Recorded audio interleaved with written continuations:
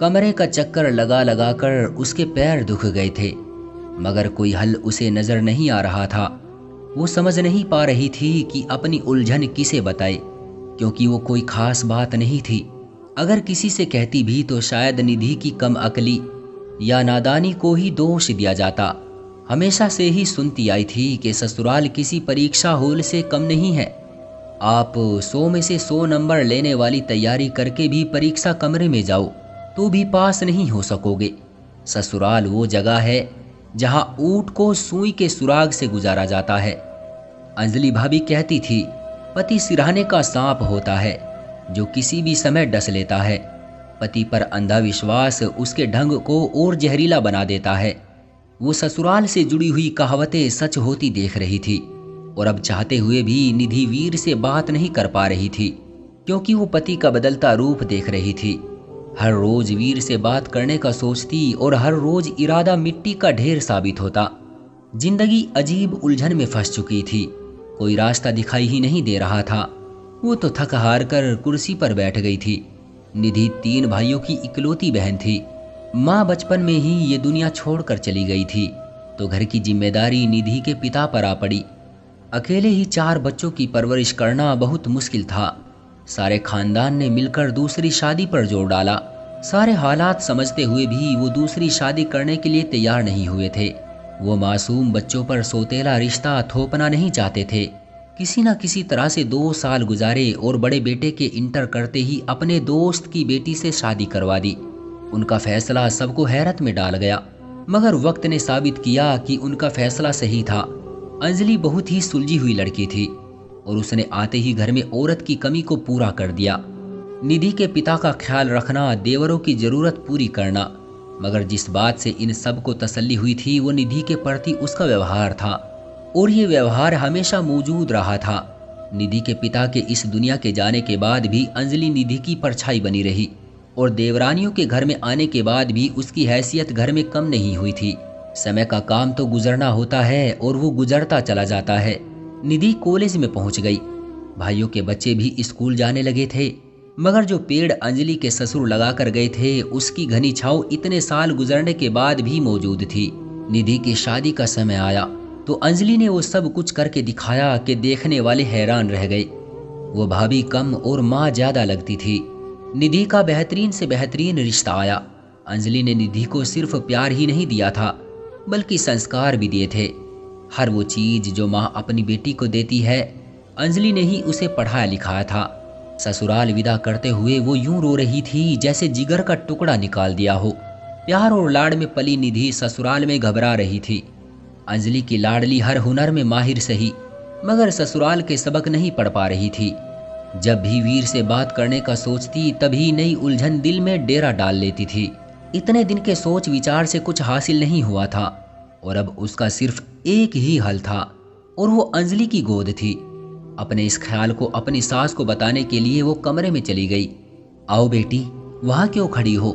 उसे दरवाजे के पास खड़े देखकर निधि की सास उठ बैठी और बेड पर अपने साथ निधि के बैठने के लिए जगह बनाने लगी। जी माँ जी, दरअसल मुझे आपसे एक बात करनी थी। तो बेटी, इतनी हिचकिचाने की क्या जरूरत है? बेफिक्र होकर बात करो। सर्दी की वजह से निधि की सास ने उसके ऊपर भी कंबल उड़ा दिया। वो हल्का सा मुस्कुराई। माँ जी, काफी दिन हो गए, मैं घर रहने नहीं गई। अंजलि की बहुत याद आ रही है, क्या मैं कुछ दिन रहने चली जाऊं? उसने हिचकिचाते हुए बात पूरी की थी। अरे बेटी, भला इसमें पूछने वाली क्या बात है? तुम वीर से कहती वो छोड़ आता। उसका यूं इजाजत मांगना सास को बहुत पसंद आया। नहीं माँ जी, अंजलि कहती है बड़ों से इजाजत लेते हैं, अपनी मनमानी नहीं करते। उसने अंजलि के कहे शब्द दोहराए। शाबाश, भगवान ऐसी बहू सबको दे। यकीन करो, तुम्हारी लाख खूबसूरत शक्ल थी, मगर मुझे तो अंजलि की योग्यता ने बांध लिया था। इसलिए मैंने तुम्हारे मायके का दर पकड़ लिया कि जिसकी परछाई में तुम्हारी परवरिश हुई उसकी समझ और अंतर्दृष्टि को तो सभी जानते हैं। वो भी अंजलि की तारीफें शुरू कर चुकी थी और निधि का चेहरा हमेशा की तरह खिल उठा था। पर बेटी, मुझे ये बात समझ में नहीं आती कि तुम अंजलि का नाम क्यों लेती हो? वो तुमसे कई साल बड़ी है, माँ की तरह पाला है तुम्हें उसने। ऐसे नाम से पुकारना अच्छा नहीं लगता। हर किसी की तरह उन्होंने भी वही सवाल किया। माँ जी, मुझे शुरू से ही अंजलि कहने की आदत है। मैं खुद नहीं समझ पाती कि मैं क्यों ऐसा करती हूँ। हालांकि बाकियों को भाभी ही कहती हूँ। और फिर मेरी सास को उसके सवाल का जवाब मिल गया। मेरी माँ, भाभी, दोस्त और दुनिया का हर रिश्ता उनके साथ है। मैं उनको हर रिश्ते की तरफ से नहीं पुकार सकती, इसलिए मैं सिर्फ अंजलि कहती हूँ। उसने कान खोलकर सास को जवाब दिया। फिर वो वीर से बात करने के लिए कमरे में वापस आ गई। उफ वीर, इतना फैलाव क्यों फैलाया हुआ है? पता नहीं आपके वो तौर तरीके किधर गए जिसके गुण पहले दिन से हर शख्स के मुंह से सुन रही थी। उसने खौफ भरी नजरों से वीर को देखा। वीर अलमारी में सर दिए खड़ा था और कपड़ों का ढेर बेड पर बिखरा पड़ा था। मर्द कितना भी काम करने वाला हो, पत्नी के आने के बाद कामचोर हो ही जाता है। तुम मेरे तौर तरीकों की कहानियां भूल जाओ। मुझे अच्छा लगता है जब तुम मेरी फैलाई हुई चीजें समेटती हो। वीर शरारती नजरों से उसे देख रहा था। तो अपने इस शौक से परहेज करें, वरना मेरे बाद आपको ही मुश्किल होगी। निधि ने उसकी पसंदीदा शर्ट निकालकर बाकी कपड़े दोबारा तह करने लगी। उसने कहा, क्या क्या मतलब? तुम्हारे बाद तुम कहीं जा रही हो क्या? इसकी बात से वो चौंक गया। यही बताने आ रही थी, मगर आपका फैलावा देखकर भूल गई। मैं उदास हो रही थी तो सोचा घर चली जाती हूँ। अभी अभी माँ जी से इजाज़त लेकर आ रही हूँ। अब आप सुबह जाते हुए मुझे घर छोड़ते जाइएगा। बातों के दौरान सारे कपड़े सिमट गए थे और खिलते चेहरे के साथ वीर को सुबह का प्लान बताने लगी। वीर गुस्से से बोला, तुम्हारी शादी मुझसे हुई है या माँ से? उसने अचानक निधि से सवाल किया। क्या क्या मतलब? उसके सवाल पर निधि ने हल्का सा मुस्कुरा दिया। मैं मजाक नहीं कर रहा हूँ। तुम मेरी पत्नी हो, मुझसे इजाजत लेनी चाहिए ना। मगर यहाँ तो उल्टा ही हिसाब है। सारा प्लान पहले ही तैयार कर लिया गया है और मुझे अब सिर्फ बताया जा रहा है। तुम्हें मुझे बताने की भी जरूरत नहीं। माँ को ही कहना छोड़ आएगी। वो गुस्से से बोलता वॉशरूम में घुस गया और वो हैरानी से मुंह देखती रह गई। इस घर में सब कुछ ही अजीब था। उसने हमेशा देखा था कि जब भी अंजलि कहीं जाती थी, पापा से इजाज़त लेती और भाई बिना चू चा किए अंजलि को छोड़ाते, और पापा के बाद छोटी भाभियां अंजलि को बताती और किसी की जरूरत के इनकार करे। अंजलि ने हमेशा बड़ों की इज्जत करना सीखा और वो इज्जत उसने वीर की माँ को दी थी। मगर ये कोशिश उल्टी उसके गले पड़ रही थी। वो जब भी सास से कुछ कहती तो वीर का व्यवहार यूं ही होता, पर अब तो वो खुलकर बोल गया था। ऐसे हालात में निधि का जाना सही नहीं था। सारी खुशी मिट्टी में मिल गई थी। वो सोने से पहले कई दफा वीर से बात करने की कोशिश कर चुकी थी, मगर वीर की नाराजगी अब भी मौजूद थी। सुबह भी उसका व्यवहार वैसा ही रहा। नाश्ते की मेज पर सास ने जाने के बारे में पूछा तो वो अपनी जगह चोर सी बन गई। माँ जी, मैं फिर कभी चली जाऊंगी, छोटा सा जवाब देकर वो किचन में चली गई। उसकी गैर मौजूदगी में जाने माँ बेटे में क्या बात हुई। जब वो चाय लेकर बाहर निकली तो खामोशी ज्यादा बढ़ चुकी थी। बेटी तैयार हो जाओ, वीर छोड़ आता है तुम्हें। और खबरदार, अब तुमने निधि को कुछ कहा। वीर ने सर हिला दिया तो ना चाहते हुए निधि तैयार होने चली गई। आधे घंटे की यात्रा खामोशी से गुजरी। उसके उतरने के बाद बिना एक शब्द कहे वीर गाड़ी भगा ले गया। उसका दिल रोता रह गया। आंखों की नमी खुश्क करते हुए निधि घर में दाखिल हो गई। उसे देखकर सब बच्चे खुश हो गए। वो भी काफी दिनों बाद आई थी तो बच्चों के झुरमुट में बैठ गई और वो सारे खेल खेलना शुरू कर दिए जो वो शादी से पहले खेला करती थी। वो बच्चों के साथ इतनी मग्न रही कि दोपहर से रात होने का पता ही ना चला और बच्चों के सोने का वक्त हो गया। निधि के भाई ने निधि से पूछा, कुछ दिन यही रहोगी या वीर लेने आएगा? बच्चा पार्टी जा चुकी थी और अब सब बड़े इकट्ठे बैठे थे। निधि बारी बारी सबके पास जा रही थी। वो हीटर के सामने बैठी थी। जब भाई ने वीर के बारे में पूछा तो निधि ने कहा, भाई आज तो मुमकिन नहीं उनका आना, क्योंकि वो कुछ बिजी थे। मैं फ़ोन पर बात करके कंफर्म कर लूँगी। वो कई बार वीर को कॉल कर चुकी थी, मगर वीर ने कॉल नहीं उठाई और अब तो नंबर ही बंद जा रहा था। भाई से बहाना करने के अलावा उसके पास कोई चारा नहीं था। चलो, तुम्हारा अपना घर है, जब तक जी करे रहो। टीवी से नज़र हटाकर छोटे भाई ने कहा। एक एक करके सब उठते गए और लॉन में वो अकेली अपनी सोचों के साथ जाकर बैठ गई। थोड़ी देर बाद उसने दोबारा मोबाइल पकड़ा और वीर को कॉल की, मगर दूसरी तरफ सिर्फ बेल की आवाज़ सुनाई दे रही थी। दूसरी आवाज का दूर दूर तक नामो निशान नहीं था। उसने समय देखा तो रात के 12 बज रहे थे। उस समय तक वीर सोने के लिए लेट जाते हैं, और यही तसल्ली उसने खुद को दी थी। वो अपनी सोचों में इस कदर मग्न थी कि अंजलि के आने का अंदाजा ही नहीं हुआ। निधि, तुम्हें बातें छुपाने की आदत कब से पड़ गई? नहीं, ऐसी तो कोई बात नहीं। उसने आंसू साफ करते हुए अंजलि की तरफ चेहरा कर लिया। बहाना बनाना हर समय सही नहीं होता। अंजलि ने निधि का हाथ अपने हाथों में थाम लिया। अंजलि, उलझने बहुत हैं, मगर बताने की कोशिश करूं तो हर उलझन बेनाम हो जाती है। वो अभी भी संघर्ष कर रही थी। हर उलझन बेनाम ही होती है, मगर जब सब सुलझती है तो उसे कोई ना कोई नाम मिल जाता है। तुम बात बताओ, अंजाम खुद हो जाएगा। उसने धीरे से उसका हाथ दबाकर तसल्ली दी। अंजलि, जिंदगी की नई यात्रा पर हर लम्हा आपका आशीर्वाद मेरे साथ रहा। मैंने आपकी हर बात मानी, मगर कुछ इम्तिहान में पास नहीं कर सकी। अब मुझे दोबारा से इम्तिहान पास करने के गुण सिखाओ। वो बहुत गमगीन लग रही थी।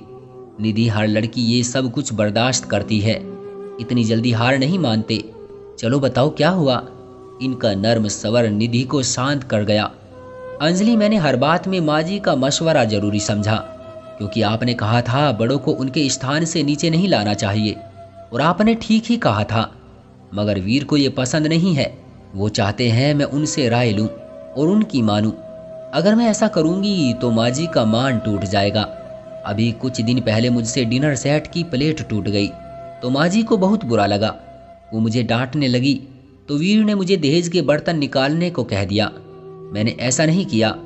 मैंने माँ जी से माफ़ी मांग ली तो मुझे पता चला कि माँ जी का गुस्सा जायज़ था, क्योंकि वो उनके पति की निशानी थी, और आखिरी निशानियाँ तो संभाली जाती हैं ना। अगर कुछ टूट जाए तो बहुत तकलीफ होती है। मैंने सारी बात वीर को बताई तो बिगड़ गए कि मैंने उनके कहने के बाद माँ से माफ़ी क्यों मांगी।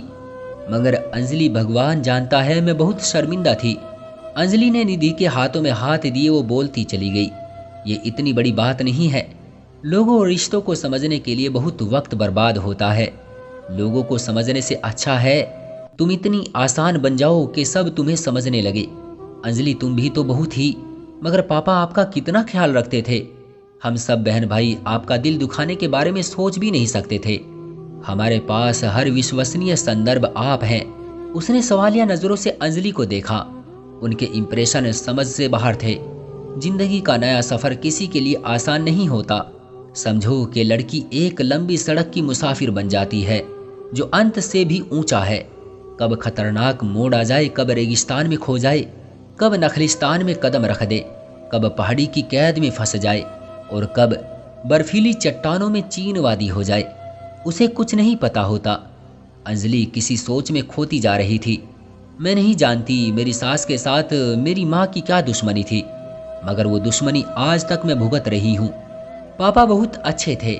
उनके दिल में मुझे इस घर में ब्याह के लाने की वजह कोई इंतकाम लेना नहीं था, मगर फिर भी मैंने नाराजगी की कीमत चुकाई। 10 साल तक मैंने इस घर की कोई चीज इस्तेमाल नहीं की कि कहीं माँ जी की निशानियां संभाल ना पाऊं। मैंने पानी भी पिया तो अपने घर से लाए गिलास में पिया, मगर कभी उफ तक नहीं की। कई साल तक हर रात में ये सुनकर सोती थी कि माँ जी की मौत की जिम्मेदार मेरी माँ थी। माँ दुनिया के लिए कितनी भी बुरी हो, मगर बच्चों का स्वर्ग होती है। कई साल लग गए निधि मुझे इस स्थान पर पहुंचने के लिए, सबका भरोसा जीतने के लिए। मैंने अपने अहंकार को मार डाला, और अगर रिश्तों को बचाना हो तो सबसे पहले गुरूर ही मारा जाता है। मैं रास्ते में पड़ा पत्थर बनी रही और लोगों की ठोकरों ने मुझे पारस बना दिया।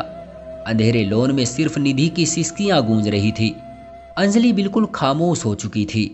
अंजलि, हम सबको माफ कर दे। ये आपकी खामोश सदाएं हैं जो आज पलटकर मुझ तक आ गई है। आपकी खाई हर ठोकर की जद में आज मैं हूं। प्लीज हमें माफ कर दो। निधि एकदम उठकर अंजलि के पांव में बैठ गई। मेरी सदाएं तुम तक नहीं आएगी पागल, तुम तक मेरी दुआएं आएंगी। तुम्हें भी वही रास्ता मिला जिसकी मैं मुसाफिर थी, और जो एक दफा किसी रास्ते पर सफर कर ले वो अनुभवी बन जाता है। अंजलि ने निधि को उठाकर ऊपर बैठा लिया। सुबह सवेरे तुम्हारे भाई को कहूंगी कि तुम्हें घर छोड़ आए। वीर को हमारी गुड़िया के बगैर तैयार होकर ऑफिस जाना मुश्किल लगेगा ना। अंजलि ने मोहब्बत से उसे गले लगा लिया। बेटियां अहंकार का परचम तान के कभी अच्छी नहीं लगती, और अच्छी बेटी चिकनी मिट्टी की तरह होती है, जिसे किसी भी सांचे में ढालो वो उसी शक्ल में ढल जाए। अंजलि की आवाज खामोशी में गूंज रही थी। सुबह के समय निधि का भाई निधि को उसके ससुराल छोड़ आया। वो अपने कमरे में दाखिल हुई। सुबह का समय उसके लिए बहुत मुश्किल होता था। माँ जी के जोड़ों के दर्द की वजह से उनके लिए चलने में मुश्किल होती थी। तो पहले उनका मुंह हाथ धुलवाया और फिर नाश्ता करवाकर उन्हें कमरे में छोड़ आई। वीर को ऑफिस के लिए उठाना जान जोखिम का काम था, क्योंकि वीर के पहलू में सोई 1 साल किरण भी उठ जाती थी और फिर निधि 1 मिनट के लिए भी हिल नहीं सकती थी। उस समय भी निधि वीर की सारी चीजें समेट के दूसरे कमरे में आ गई और वीर के तैयार होने तक निधि ने नाश्ता तैयार कर रखा था। थोड़ी देर बाद वीर चिल्लाता हुआ कमरे से बाहर निकला। क्या अफलातून पैदा किया है तुमने? कमरे से बाहर निकलने पर मजबूर कर दिया है मुझे। वीर रोज सुबह किरण पर चिल्लाता और निधि बस हल्का सा मुस्कुरा देती। अच्छा सुनो, कुछ दिनों के लिए दीदी रहने आ रही है, तुम भी मायके रहने चली जाना। मम्मी के पास दीदी होगी, तुम तैयारी कर लो, मैं रात में तुम्हें छोड़ दूंगा। नाश्ता करते हुए वीर ने उसे कहा, ठीक है, जैसी आपकी मर्जी। चाय कप में डालते हुए उसने कहा, तुम पहले मम्मी से पूछ लेना, फिर तैयारी करना। उसने आहिस्ता से कहा, मगर आवाज इतनी जरूर थी जो निधि के कानों तक पहुंच गई। आपने कह दिया है तो काफी है ना? निधि ने चाय का कप उसके आगे रखते हुए कहा और उस पर वीर ने उसका हाथ पकड़ लिया। जरा इधर बैठो, मेरी बात सुनो। निधि ने उसकी तरफ देखा। मुझे मालूम हो गया है कि मैंने तुम्हारे साथ कितना गलत किया है। अपनी मर्दानगी के घमंड में न सिर्फ तुम्हारा गुनहगार बना, बल्कि दिल ही दिल में माँ के बारे में भी गलत सोचता रहा। मुझे अपनी सफाई में कुछ नहीं कहना, सिवाय इसके कि मैं तुम्हारे लिए एक अच्छा साथ निभाने वाला साथी बनने की कोशिश करूंगा। उसका हाथ थामे वो आहिस्ता से बोल रहा था, अच्छा छोड़ो, आप भी क्या बातें लेकर बैठ गए? मैं माँ जी से पूछ लूंगी। अपनी खुशी छुपाते हुए वो जल्दी से बोली, क्योंकि वीर की शर्मिंदगी भी उसे गवारा नहीं थी। मुझे पता था कि तुम मुझे माफ कर दोगी, इसलिए मैं माँ से पहले ही पूछ चुका हूँ। वो हंसते हुए बोला तो उसने प्यार भरी नजरों से वीर को देखा और हंसती हुई उसकी वापसी का फैसला उसने अपनी जिंदगी बना लिया था। वो चिकनी मिट्टी बन गई और हर वो शक्ल बदलती गई जो निधि के ससुराल वालों को पसंद थी। आज वीर की बात से निधि को एहसास हुआ कि वो भी अंजलि बन गई थी। पत्थर से पारस बनने का सफर मुश्किल जरूर होता है, मगर अच्छा साथी और दुआएं साथ हो तो पारस बनना नामुमकिन नहीं होता है। तो दोस्तों, ये थी हमारी आज की कहानी। आपका क्या कहना है निधि और अंजलि के संस्कार के बारे में? कमेंट करके हमें जरूर बताएं। वीडियो को लाइक कर दीजिए और इसी तरह की कहानियां लगातार देखने के लिए चैनल को सब्सक्राइब करके घंटी को दबाकर ऑल पर सेट कर लीजिए, ताकि आने वाली वीडियो का नोटिफिकेशन आपके पास तुरंत पहुंचे। मैं मिलता हूं आपसे अगली वीडियो में, तब तक के लिए धन्यवाद।